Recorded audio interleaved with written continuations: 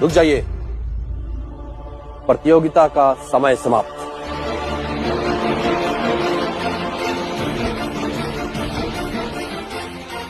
निकुंज, तुमने कितने नियम लिखे बताओ। महाराज 22।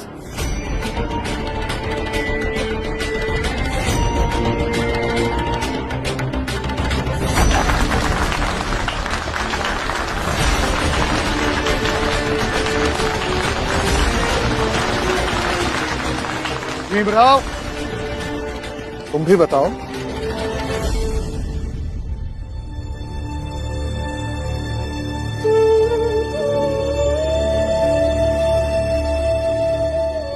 मैंने सारे नियम पढ़े महाराज, लेकिन समय कम होने के कारण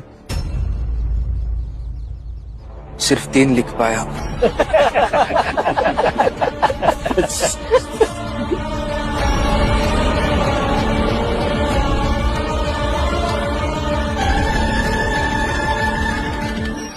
लेकिन आपको आने में देर क्यों हुई? नमा, बाद में पूछते बताते रहना। हम लोग यहाँ इसलिए आए हैं कि छात्रवृत्ति किसको मिलेगी इसकी घोषणा महाराज के मुंह से सुन सके। हाँ महाराज, अब आप निकुंज को विजेता घोषित कर दीजिए ताकि ये प्रतियोगिता समाप्त हो जाए। भीम बेटा, महाराज को बताओ ना, तुम्हें आने में देर क्यों हो गई? बताओ।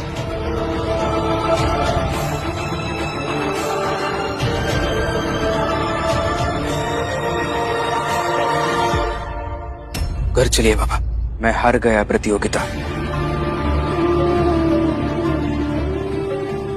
लेकिन भीम बेटा, तुम्हें इतनी देर कैसे हुई? कहाँ रह गए थे? काका, देर क्यों हुई, कैसे हुई, ये सुनने बताने से कुछ फायदा नहीं है। मैं प्रतियोगिता हार गया हूं और हार की कोई दलील नहीं होती। इतना ही सच है कि मैं आगे नहीं बढ़ पाऊंगा। चलिए घर। भीमराव,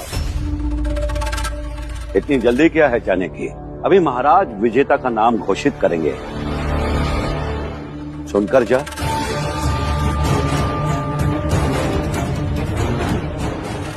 महाराज, आपसे अनुरोध है कि आप विजेता का नाम घोषित करें। अवश्य। इस प्रतियोगिता का विजेता है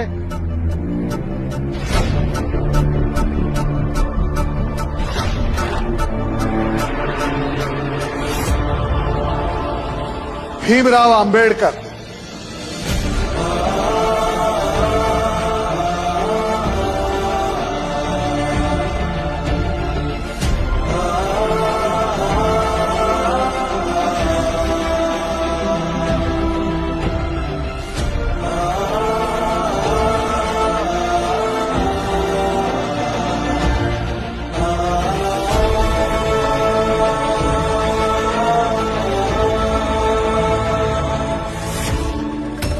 लेकिन महाराज, विजेता तो निकुंज है और निकुंज तो पहले आया था समय पर, और इस भीमराव को आने में कितना विलंब हुआ था अभी। प्रचंड देव,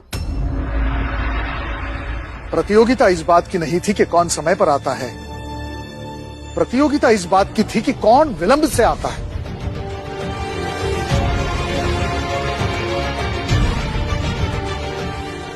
इसका तात्पर्य महाराज? निकुंज, याद करो, जब तुम यहां आ रहे थे तब क्या तुम्हें एक घायल व्यक्ति नहीं दिखाई पड़ा?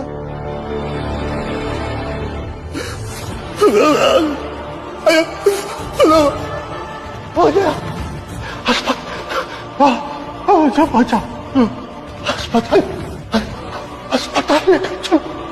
मुझे समय पर महाराज के पास जाना है। तुम्हें अस्पताल ले गया तो मुझे देर हो जाएगी।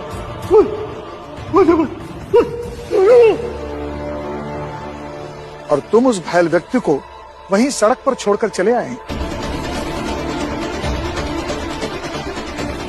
ठीक उसी तरह भीमराव को भी एक घायल व्यक्ति दिखा।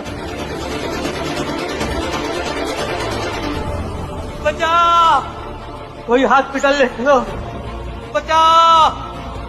बचाओ, कोई मेरी जान बचाओ, बचाओ, कोई बचाओ मुझे। मैं समय पर नहीं पहुंच पाया तो प्रतियोगिता हार जाऊंगा, लेकिन अगर इन्हें अस्पताल नहीं लेके गया तो मैं मानवता हार जाऊंगा। अब चाहे मैं पढ़ूं या ना पढ़ूं, लेकिन इन्हें अस्पताल लेके जाना होगा। काका उठिए, मैं आपको अस्पताल लेके जा रहा हूं। उठिए, आइए आराम से। भीमराव उसे वही रास्ते पर छोड़कर नहीं आया, बल्कि उसे लेकर अस्पताल गया, इसलिए उसे यहां आने में समय लगा।